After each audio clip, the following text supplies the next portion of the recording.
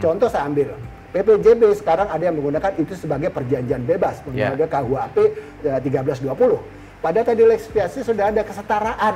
Nah itu tidak muncul. Yang aturan yang lebih spesialis yang ngatur itu ya? Ya betul, harusnya kan seperti itu. Nah ini yang terjadi dalam proses jual rumah susun. Akibatnya dengan banyaknya kasus tadi, mohon maaf, kepercayaan konsumen untuk membeli rumah susun menurun.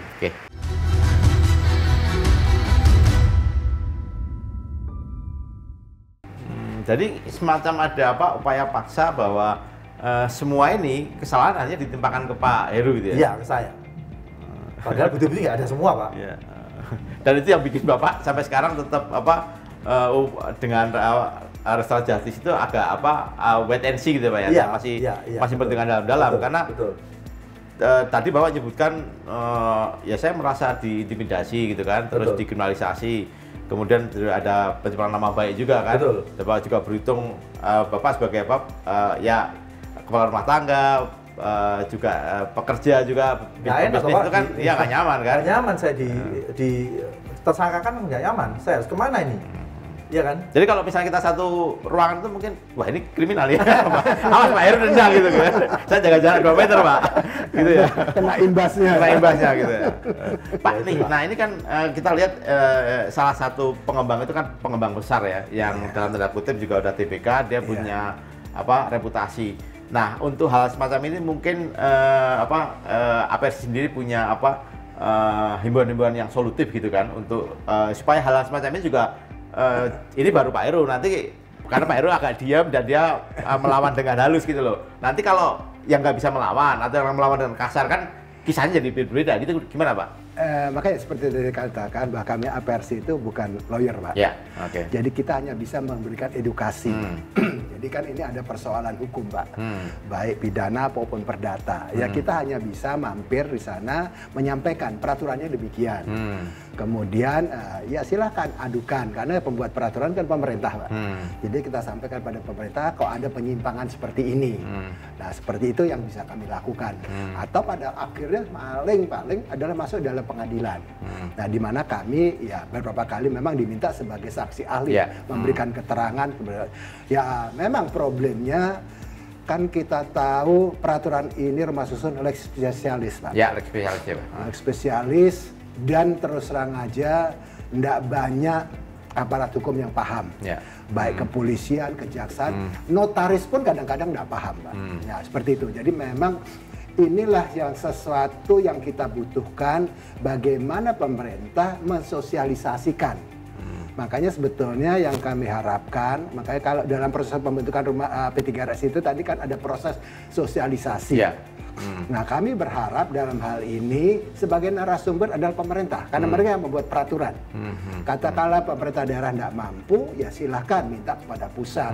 Kalaupun tidak pusat, kami pun sebagai asosiasi kadang-kadang diminta untuk mendampingi mereka. Karena terus saja mungkin pengalaman kami banyak sekali mengalami kasus. Terus saja di Indonesia ini hampir tidak ada yang nggak mulus Pak, semua ada masalah. Setahun itu berapa Pak kira-kira kalau terkait sama ini yang Bapak melakukan ini, semacam Pak, saya dulu pengaduan setahun tuh bisa sampai 120 pengaduan. 120 pengaduan ya, tapi alhamdulillah belakangan ini agak menurun. Tapi sekarang kan kembali sudah mulai Pak, para investor dan pembeli sekarang mulai sadar. Mereka menghindari membeli apartemen. Rumah susun. Nah, ini yang saya juga barusan Pak, ini tren-tren yang karena hak konsumen yang semacam itu, dan mungkin pemerintah dari regulasi juga tidak clear membela kepentingan dua pihak secara seimbang, itu akhirnya bisnis sendiri mungkin terancam. Seperti apa Pak? Betul. Jadi gini, memang pemerintah sudah mengeluarkan Undang-Undang Perlindungan Konsumen nomor 8 tahun 99 ya Pak ya. Memang sudah atur sebenarnya. Tapi mohon maaf, sampai sejauh ini beberapa kasus apa yang diatur dalam Undang-Undang Perlindungan Konsumen itu tidak ditaati. Kan gini Pak, sebuah transaksi itu adalah kesepakatan dua pihak, penjual dan pembeli. Dan mereka harus setara Pak. Ya, setara, bangun trust, kesepakatan dan sebagainya. Apa yang menjadi haknya pembeli menjadi kewajibannya penjual. Apa menjadi haknya penjual menjadi kewajibannya pembeli. Kan harus begitu Pak. Nilai disetujui berapa, bayarnya gimana, kapannya apa, objeknya apa. Itu kan harus disediakan. Tapi kan dalam banyak kasus tadi di dalam sistem PPJB, Pak, perjanjian jual beli tadi, itu yang diatur di dalam pasal 22 di PP 12 itu mengatur bahwa harus ada kesetaraan tadi. Kemudian artinya dalam Undang-Undang Perlindungan Konsumen juga mengatur yang dibahas di dalam isi perjanjian harus menyangkut transaksinya. Tapi yang terjadi adalah apa? Di dalamnya kadang-kadang dimasukkan ada memberi kuasa pada penjual untuk bentuk P3RS. Ada kuasa bahwa pembeli harus taat pada peraturan yang dibuat oleh penjual. Nah, klausul-klausul ini yang harus dicermati oleh konsumen ya Pak ya, calon pembeli. Gini, Pak, mohon maaf, pembeli kan awam, Pak, tapi punya duit, Pak. Ya, padahal Undang-Undang Perlindungan Konsumen pasal 18 sudah ngatur, Pak. Tapi kan gini, sebuah peraturan ini kadang-kadang tergantung sudut pandangnya, Pak. Makanya kalau kami selalu lihat kajian akademisnya bagaimana, seperti apa tujuannya kemana, kan gitu asalnya. Nah ini yang kadang-kadang memang buat masyarakat awam sangat-sangat dirugikan. Apalagi kalau jika dalam perjanjian. Contoh saya ambil, PPJB sekarang ada yang menggunakan itu sebagai perjanjian bebas, menggunakan KUHP 1320. Padahal tadi legislasi sudah ada kesetaraan.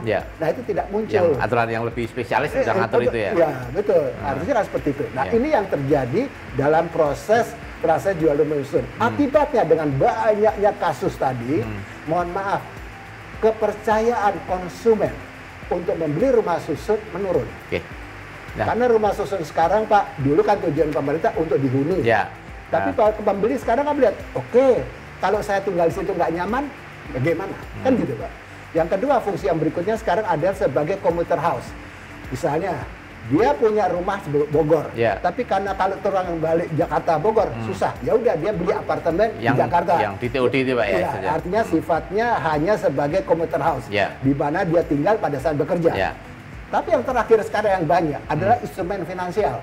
Mohon maaf, untuk disewakan dan sekalian. Nah ini yang artinya harus diatur. Artinya gimana? Nah saya beberapa kali kalau mendampingi, oke, disewaan nggak ada masalah, Anda investor. Tapi kan kita harus tahu, tujuan rumah susun ini untuk dihuni.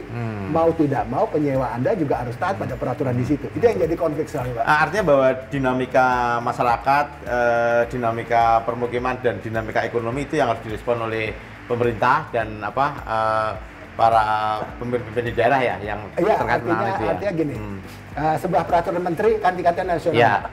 Payung hukumnya di bawahnya harusnya. Bawahnya itu harus menyesuaikan. Sebagai contoh. Sampai tingkat daerah ya Pak ya? Tingkat daerah, karena gini, yang bisa, kan memang di dalam pasal 40 Permen 14 2021 diberikan ruang kepada pemerintah daerah, kalau peraturan di atasnya tidak bisa menyelesaikan, Anda boleh buat peraturan, selama tidak bertentangan. Sebagai kasus begini Pak, rumah susun sebagai peraturan kan lebih bicara rumah susun sebagai hunian. Pada kenyataannya, seperti tadi yang saya ceritakan, investasi dan sebagainya ya Pak ya? Investasi, nggak itu saja Pak, fungsinya bercampur Pak. Ada yang buat hunian, ada yang bukan hunian ya. Contoh tadi, seperti saya ke tempatnya Pak Heru kan, ada perkantoran, ada apartemen, ada mall. Ini kan harus berkesinambung Pak. Sedangkan hunian ini, orang tinggal di situ 24 jam sehari, 7 hari seminggu. Kalau office, kan cuma jam kantor Pak, Sabtu Minggu libur. Kalau mall jamnya misalnya buka jam 10 sampai jam 10 malam. Lebih itu. Nah ini kan harus tertata. Kepentingan-kepentingan yang beragam harus nanti. Iya betul Pak. Jadi itulah makanya kenapa sayangnya memang pemerintah pusat nggak bisa ngatur sampai sebegitu. Memberi apa itu. Nah ini pemerintah daerah yang harus bisa kewajibannya Pak ya. Cuma pemerintah daerah kendalanya mereka, kalau kadang-kadang mereka bertanya pada pusat, ini kalau gini gimana? Nah pusat sendiri nggak bisa jawab. Jadi makin rumit ya? Karena saya pun dikeluhkan oleh teman-teman ASN di daerah gitu. Terima kasih. Sudah bersurat.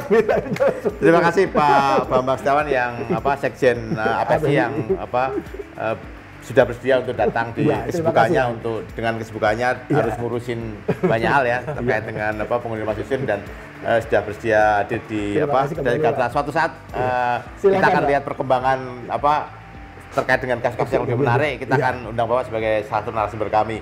Kemudian nih pertanyaan yang terakhir nih buat Pak Heru. Nah ini sekarang itu juga belum terbentuk Pak. Betul. Kemudian juga Bapak masih restoran Jati, Bapak masih wait and see juga, masih belum mengambil sikap. Betul. Nah sekarang terkait dengan itu, konsolidasinya terakhir seperti apa Pak yang dengan warga ini yang ada di sana?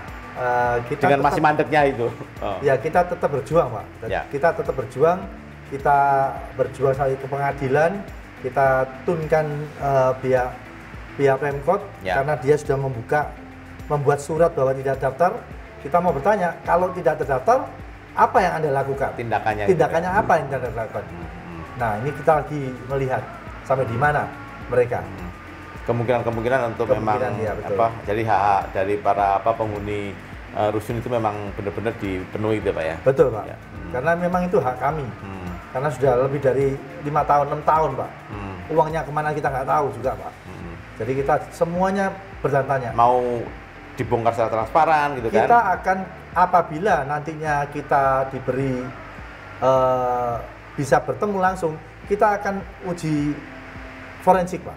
Jadi kita akan audit secara forensik. Audit terkait pembukuan dan sebagainya. Secara forensik. Kemana aja uang ini? Karena besar Pak, uangnya Pak. Ini urusan pidana Pak kalau ini Pak. Besar sekali. Ya, sampai 100 miliar lebih ya Pak ya? 113 miliar. Ya, selama 6 tahun. Iya, selama 6 tahun. Itu jadi berapa apartemen Pak? Gue tanya Pak. Oke. Padahal apartemen kita ini apartemen high end loh Pak. Oke. Tapi yang kelas atas ya? Kelas atas tapi jadi kaki 5 Pak. Kaki 5. Jadi kaki 5. Oke, Pak Heru Lambang, terima kasih jauh-jauh dari Surabaya mau datang ke Jakarta dan datang ke Studio Gatra, dan pembicaraan ini menjadi makin mengedukasi ya, selain juga Bapak menyuarakan hak Bapak ya. Betul. Dan para penghuni yang lain, dan kebetulan Pak Bambang Setiawan juga sudah hadir dan memberikan banyak pencerahan kepada pemirsa Gatra TV dan juga mungkin Pak Heru dan teman-teman yang ada di Surabaya. Mungkin suatu tempat kita akan tetap mengawal kasus ini Pak. Kalau perkembangan seperti apa, Bapak berkenan kita undang lagi ke Studio Gatra. Baik Pak, terima kasih Pak. Ya. Pasti saya datang Pak. Terima kasih Pak Heru Lambang. Pemirsa Gatra TV, demikian perbincangan Gatra Bicara, dan Anda bisa menyaksikan topik-topik yang tidak kalah menarik dalam Gatra Bicara terkait dengan masalah-masalah nasional, politik, dan ekonomi. Sampai jumpa di lain kesempatan.